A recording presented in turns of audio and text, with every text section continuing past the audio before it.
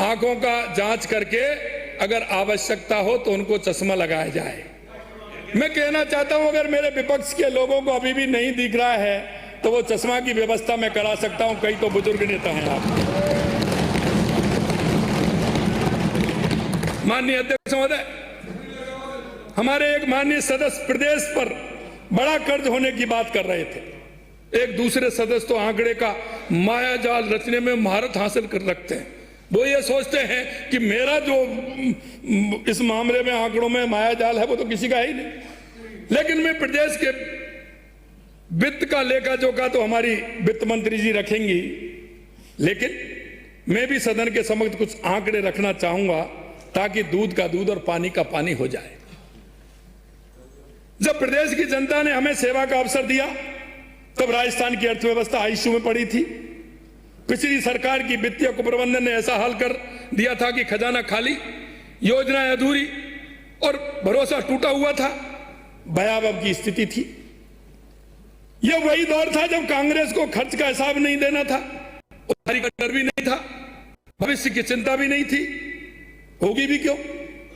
क्योंकि उन्हें पता था कि कल उन्हें सेवा का मौका मिलना ही नहीं है। इसलिए उन्होंने हमारी अर्थव्यवस्था को कमजोर करने का काम किया।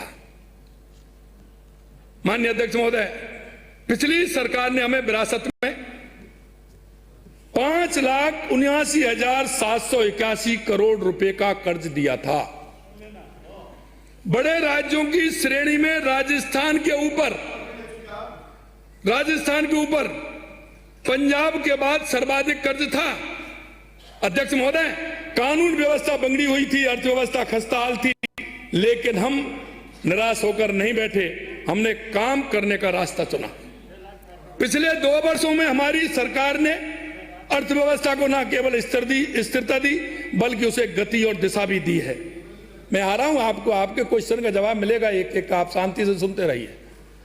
मुझे सदन को बताते हुए अत्यंत हर्ष हो रहा है कि भारत सरकार के आर्थिक सर्वेक्षण 2025-26 में राजस्थान के आर्थिक प्रबंधन, सामाजिक स्वास्थ्य क्षेत्र में नवाचारों, बेस्ट प्रैक्टिसेस और प्रशासनिक सुधारों को विशेष रूप से रेखांकित किया है। यह हमारी तारीफ नहीं बल्कि हमारे काम की गवाही है, और यह गवाही देश की सर्वोच्च आर्थिक रिपोर्ट दे रही है। जहां पिछली सरकार ने राजस्व असंतुलन की विरासत छोड़ी थी, वही हमने उसे सुधारने का बीड़ा उठाया।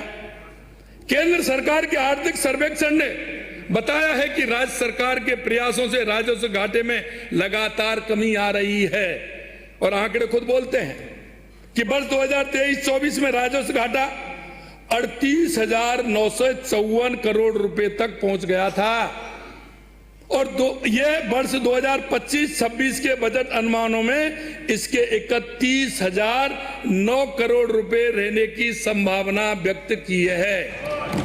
इस तरह से हम 2 साल में राजस्व घाटे को करीब 8,000 करोड़ रुपए कम करने में सफल हुए हैं। माननीय अध्यक्ष महोदय, यह गिरावट संयोग नहीं है, यह सख्त वित्तीय अनुशासन और साफ नियत का नतीजा है। बही खाता जब ईमानदारी से लिखा जाए तो घाटा भी रास्ता छोड़ देता है। नियत सही तो भई सही, और भई सही तो घाटा कम।